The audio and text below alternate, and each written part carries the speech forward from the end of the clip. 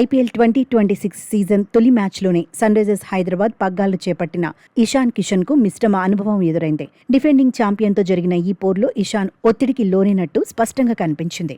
Toss వేసినప్పటి నుండి fielding setup వరకు కొత్త కెప్టెన్గా ఇషాన్ తడపడ్డాడు. ముఖ్యంగా కీపింగ్ గ్లౌజ్లు తొడిగినప్పుడు ఆ టెన్షన్ రెట్టింపైంది.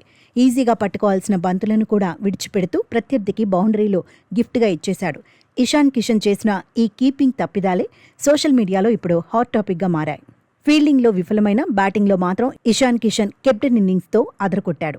29 పరుగులకే 3 వికెట్లు కోల్పోయి సన్రైజర్స్ పీకల్లోతు కష్టాల్లో ఉన్న సమయంలో క్రీజులోకి వచ్చిన ఇషాన్ 4లు, 6లతో విరుచుకుపడ్డాడు.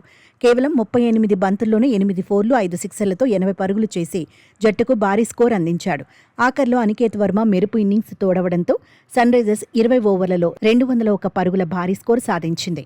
202 పరుగుల లక్ష్యంతో బరిలోకి దిగిన ఆర్సీబీకి ఇషాన్ కీపింగ్ తప్పిదాలు కలిసొచ్చాయి.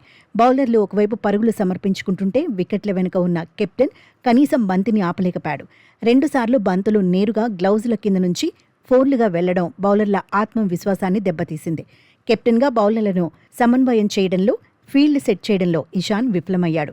దీనికి తోడు ఇషాన్ మలింగా 2 ఓవర్లలోనే 35 పరుగులు ఇవ్వడం సన్రైజర్స్ కొంప ముంచింది.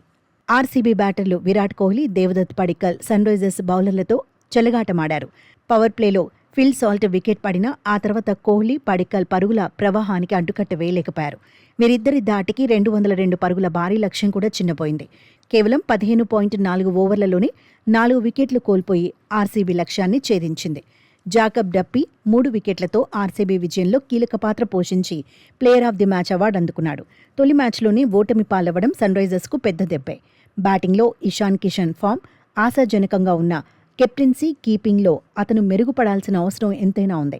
బౌలింగ్ విభాగంలో క్రమశిక్షణ లేకపోవడం, ఫీల్డింగ్లో మిస్ ఫీల్డ్లు జట్టు ఓటమికి ప్రధాన కారణాలయ్యాయి. మరి ఈ మిస్ ఫీల్డ్లు, బౌలింగ్లో కొన్ని మార్పులు జరిగి కంబ్యాక్ ఇస్తారా లేదా అన్నది చూడాలి.